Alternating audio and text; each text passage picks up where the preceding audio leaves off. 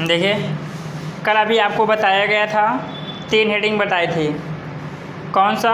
आवेशों के जोड़ने पर आवेश ऊर्जा का जो स्थानांतरण होता है, आवेशों को जब जोड़ देते, दो चालकों को आपस में क्या करते हैं? जोड़ते हैं। चालक को जोड़ने पर बस 4 कंडीशन होती है। कौन से?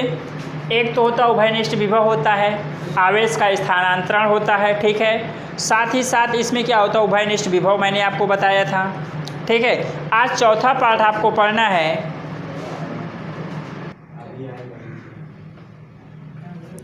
सही। हाँ, तो इसके बाद क्या है? अगली इसमें लास्ट हेडिंग और बची हुई है, जिसका क्या नाम है? आवेशों के पुनर्वितरण में ऊर्जा की हानि। भाई जब 2 आवेशों को आपस में जोड़ा जाएगा तो जोड़ने में क्या हो जाए? ऊर्जा की थोड़ी सी क्या होगी? लॉस होगी। और जो लॉस होता है उसको कैसे निकालना है ये हमें देखना है। तो भाई लॉस कैसे निकाल पाएंगे बताइए? यहाँ पे दोनों की ऊर्जा हमें पता होनी चाहिए, इसके बाद जोड़ने पर इनकी ऊर्जा पता होनी चाहिए। अगर वृद्धि हो, अगर ज़्यादा ऊर्जा होगी तो इसका मतलब वृद्धि हो रही है, अगर कम ऊर्जा मिल रही तो इसका मतलब क्या हो रही? हानि हो रही है। सीधी सी बात है, ठीक है। तो इसमें ऊर्जा की हानि निकालना है तो सबसे पहले आपको क्या निकालना है? जोड़ने से पहले ऊर्जा। तो जोड़ने से पहले लिखेंगे, इसमें लिखेंगे क्या है? जोड़ने से पहले चालकों की कुल ऊर्जा। जब कुल ऊर्जा निकालेंगे तो क्या होगा बताइए? UA प्लस UB होगा कि नहीं? भाई A चालक ये है, B चालक ये है, इसकी ऊर्जा प्लस इसकी ऊर्जा दोनों को क्या कर देंगे? जोड़ देंगे। और अभी हमने कल ऊर्जा का फार्मूला पढ़ा है, तो इसे क्या लिख सकते हैं? U initial. U क्या लिख सकते हैं? इनिशियल मतलब प्रारंभिक। UA का मान क्या होता है? अभी मैंने कल पढ़ा है, हाफ C1V1 स्क्वायर पढ़े हैं। पहले चालक है तो C1V1 होगा, दूसरा चालक है तो C2V2 का स्क्वायर। समीकरण नंबर क्या बनेगा? 1। अब जब जोड़ेंगे तब इनमें क्या होगा? जोड़ने के बाद चालकों की कुल ऊर्जा। जब कुल ऊर्जा यहां निकालेंगे तो क्या निकलेगा बताइए? इसमें भी UA प्लस UB आएगा, और इसे मान लीजिए डैश वाला है, बाद वाला है, ठीक है। अब यहाँ क्या होगा? U फाइनल आएगा कि नहीं? मतलब अंतिम। U फाइनल का मतलब क्या होगा? अंतिम। अब इसके लिए क्या निकलेगा? हाफ, धारिता तो C1 है, विभव क्या हो गया? V square. भाई उभयनिष्ठ विभव V है ना, तो यहाँ भी V और इसके लिए भी V। तो इसके लिए लेंगे क्या? Half C2V square. यहाँ से कुछ कॉमन है, U फाइनल जो आपका मिलेगा हाफ C1 प्लस C2 और V स्क्वायर। समीकरण नंबर 2। कोई दिक्कत यहाँ तक बताइए? किसी को कोई प्रॉब्लम? इसके बाद हमें क्या निकालना? फाइनल ऊर्जा निकालना है, यानी ऊर्जा ह्रास निकालना है। क्या निकालना? ऊर्जा ह्रास। तो ऊर्जा ह्रास निकाल लीजिएगा। ऊर्जा ह्रास, ऊर्जा में हानि, घाटा क्या हो गया, ठीक है, नुकसान क्या हुआ। तो ऊर्जा हानि जब निकालेंगे तो U इनिशियल। भाई घाटा कब होगा? घाटा कब होगा बताइए? जब हमारे पास पहले वाली ऊर्जा अधिक होगी, बाद वाली ऊर्जा क्या होगी? कम होगी, तभी हमको घाटा मिलेगा। तो हम पहले वाले से बाद वाले को क्या करेंगे? घटा दिया जाएगा। दिक्कत कोई? अब ये ऊर्जा ह्रास को क्या U से प्रदर्शित कर सकते हो या डेल्टा U से प्रदर्शित कर सकते हो। तो हम किससे प्रदर्शित कर दे रहे हैं? डेल्टा U से। तो कितना? इसका मान क्या है? ये पूरा रख दे। तो half C1V1 square, half C2V2 square minus 1/2 C1 plus C2 और V स्क्वायर। कोई दिक्कत इस पर? इसके बाद आपका क्या करना है?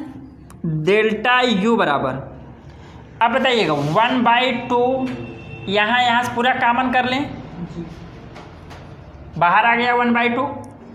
ठीक है, अब यहाँ क्या बचेगा, C1V1 square C2V2 square minus C1 plus C2।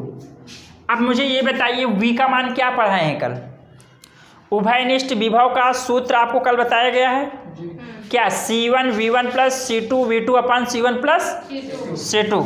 तो यहाँ पे इसका क्या मान रख दें, C1V1 प्लस C2V2 प्लस अपन C1 प्लस C2 और इसका क्या लगेगा होल स्क्वायर। कोई दिक्कत, ये V का मान आ गया उभयनिष्ठ विभव। अब इसका एलसीएम लेंगे, इसका क्या किया ले जाएगा, डेल्टा यू बराबर 1/2। अब यहाँ पे क्या आ जाएगा, C1V1 square C2V2 square minus, अब बताइएगा C1 प्लस C2 तो रहेगा ही, ऊपर का होल स्क्वायर तोड़ दें, होल स्क्वायर तोड़ेंगे क्या आएगा, C1 square V1 square plus C2 square V2 square plus 2C1 C2 V1 V2 C1 C2 V1 V2 बटे में क्या आ जाएगा, C1 प्लस C2 का होल स्क्वायर बचेगा, ये से एक क्या हो जाएगा, कैंसिल हो जाएगा। जब ये कैंसिल हुआ तो बचा क्या है आपके पास, इधर पूरा यहाँ तक दिखाई दे रहा, कहाँ यहाँ तक आ रहा, यहाँ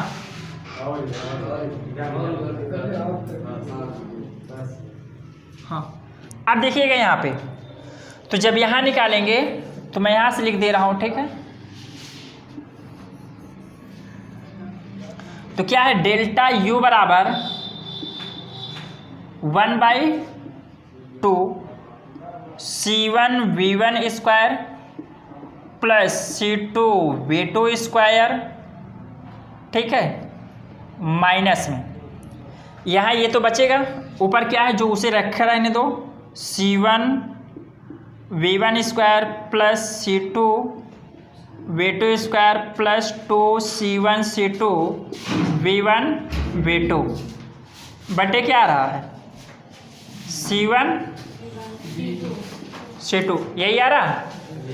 अब इसको हमें क्या करना है, यहाँ गुणा करें, तो जब गुणा करोगे तो क्या आएगा, डेल्टा यू बराबर 1/2, इसके बटे एक करके लासा लेंगे पूरे का, तो लासा पूरे में क्या मिलेगा, C1 प्लस C2 और इसी का यहाँ पे मल्टीप्लाई होगा, जब इसका गुणा होगा तो क्या आएगा बताओ, C1 स्क्वायर V1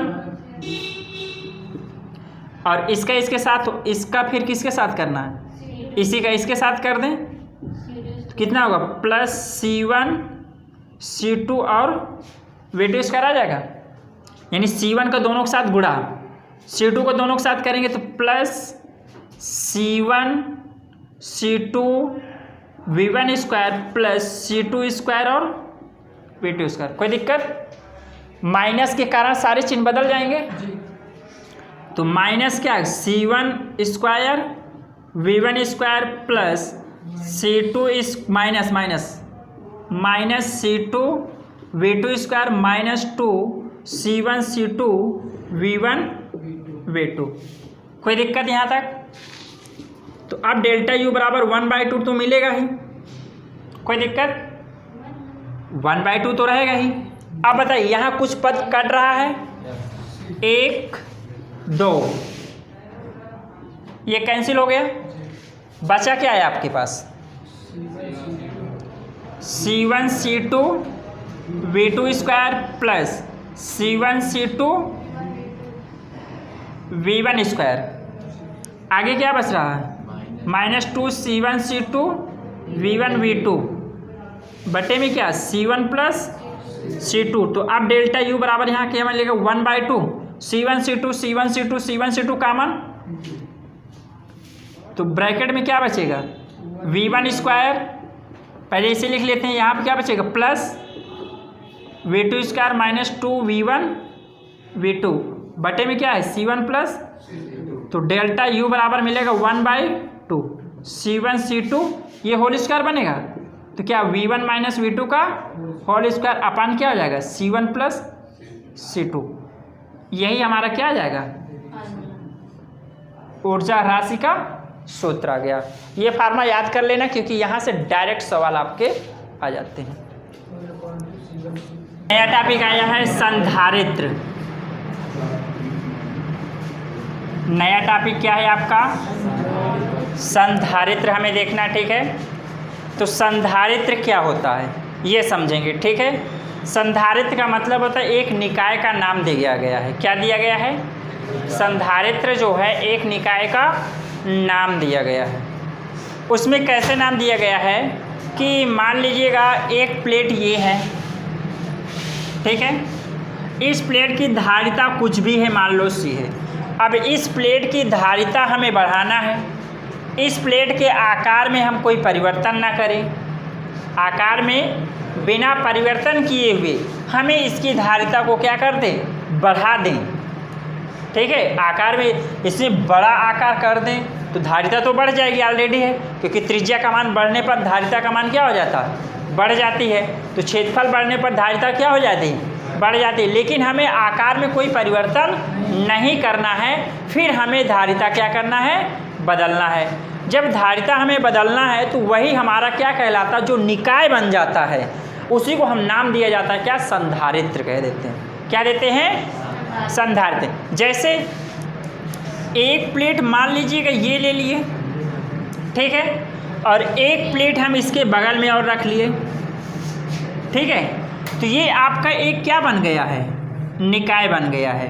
ये आपका क्या बन गया है एक निकाय बन गया। मान लो इस पर क्या है प्लस चार्ज है तो इस पर क्या आ जाएगा सपोज दैट माइनस चार्ज आ जाएगा, ठीक है। इसमें क्या आ जाएगा माइनस चार्ज। तो ये एक निकाय बन गया है और इसी निकाय को हम क्या कहते हैं संधारित्र कहते हैं। बात समझ में? तो यानी संधारित्र एक ऐसा निकाय है जिसके आकार में बिना परिवर्तन किए हुए धारिता बढ़ाई जा सकती है। बात समझ में? तो चलिए इसकी पहले परिभाषा लिख लीजिएगा। संधारित्र, हाँ संधारित्र में लिखो संधारित्र चालकों का ऐसा संयोजन होता है, संधारित्र चालकों का ऐसा संयोजन होता है, संधारित्र चालकों का ऐसा संयोजन होता है जिसमें चालक के आकार में संयोजन होता है, जिसमें चालकों के आकार में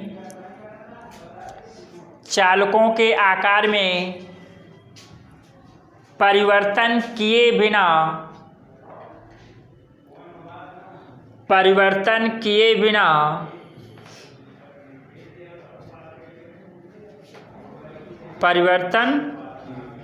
बिना उसकी धारिता बढ़ाई जा सकती है, उसकी धारिता बढ़ाई जा सकती है।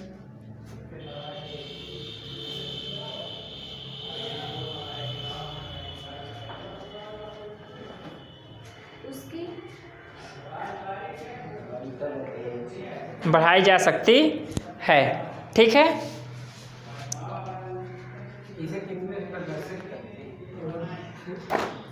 अब इसमें नोट लिख लीजिएगा। नोट में लिखो हाँ संधारित्र पर नेट आवेश सदैव शून्य होता है। संधारित्र पर नेट आवेश सदैव शून्य होता है। संधारित्र पर नेट आवेश सदैव शून्य होता है। देखिए मैंने अभी बताया कि नेट आवेश शून्य होता, क्यों? देखिए इस पर जितना प्लस क्यू है इस पर उतना ही माइनस क्यू होगा, और दोनों का जब परिणामी निकालोगे तो माइनस क्यू प्लस क्यू मिला के क्या बनेगा तो परिणामी आवेश क्या हो जाएगा 0। बात समझ में आई? आगे लिख लो। हाँ कहाँ पे प्लस? ये भाई ये प्लस आवेश है तो क्या लिखा है? प्लस क्यों लिख दिया है? यहाँ पे माइनस है तो माइनस क्यों लिख दिए हैं? और जब नेट निकालना, नेट का मतलब क्या होता है? दोनों को ऐड करना है। ऐड करोगे तो क्या माइनस क्यू प्लस क्यू दोनों ऐड हो जाएंगे, क्या आ जाएगा? 0 आ जाएगा। अगला पॉइंट लिख लो, अगला पॉइंट लिखो। हाँ, अगला नंबर लिखो नोट में ही। संधारित्र की प्लेटों के बीच विभवांतर को संधारित्र के प्लेटों के बीच लिखना। संधारित्र के प्लेटों के बीच विभवांतर को V से प्रदर्शित करते हैं। विभवांतर को V से प्रदर्शित करते हैं। प्लेटों के बीच विभवांतर है? हाँ, विभवांतर को V से प्रदर्शित करते हैं। जैसे ये प्लेट है, इनके बीच विभव क्या होगा? V रखेंगे। क्या रखेंगे? डेल्टा V नहीं रखा जाता है, ठीक है। यहाँ पे अगला नोट में लिख लो, जो ये V नेट होता है वो क्या होता है? V1 माइनस V2 होता है। ये V1 का मतलब क्या हुआ? पहली प्लेट, किसका? पहली प्लेट का विभव। और ये क्या होता है? दूसरी, इसी प्रकार लिख लो, दूसरी प्लेट का विभव। यानी इसका पहले विभव क्या होगा? V1 और इसका विभव क्या होगा? V2 होगा। इन्हीं दोनों विभवों का क्या होता? अंतर होता। नहीं, अधिक से कम को क्या कर देते हैं? घटा देते हैं। सर्वांग समता का नहीं है, इसका मतलब है जो अधिक होगा उसी से दूसरे को घटाएंगे। जो अधिक होगा उससे दूसरे को क्या कर देंगे? घटा देंगे, कम वाले का। हाँ, V2 से घटाएंगे, ठीक है। ये लिख लो। हाँ, तुरंत बनाओ इसे जी।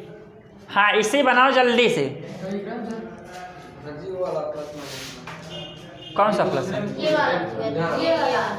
इसको कुछ नहीं करना, केवल ये बनाने से जाना है, उसको बार बार नहीं बनाना है। इसमें पहली प्लेट लिखा सर, ऊपर दूसरी प्लेट लिखा। भाई ये पहली प्लेट का विभव होगा और यहाँ ये दूसरी प्लेट है, दूसरी प्लेट का विभव नहीं होगा। तीसरे नंबर। हाँ,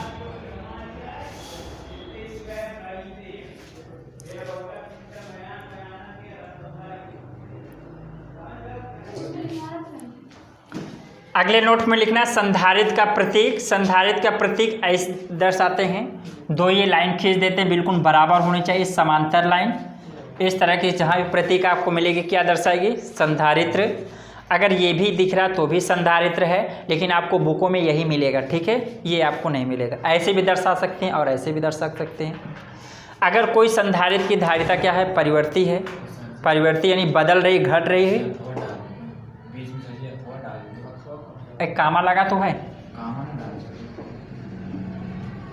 ठीक है। और क्या कहते हैं? परिवर्ती संधारित्र के कैसे प्रतीक करेंगे? उसको बीच से क्या कर देंगे? तीर के द्वारा काट देंगे। तीर के द्वारा काट दिया जाएगा, ठीक है। याद रखना, बैटरी के जो सेल होता है उसका प्रतीक में क्या? एक छोटी एक बड़ी होती है। संधारित्र की धारिता में दोनों बराबर होती हैं, लेकिन इसमें क्या होती है? एक बड़ी और एक छोटी होती है। संधारित्र अब इसके आगे आपको कल पढ़ाया जाएगा, ठीक है।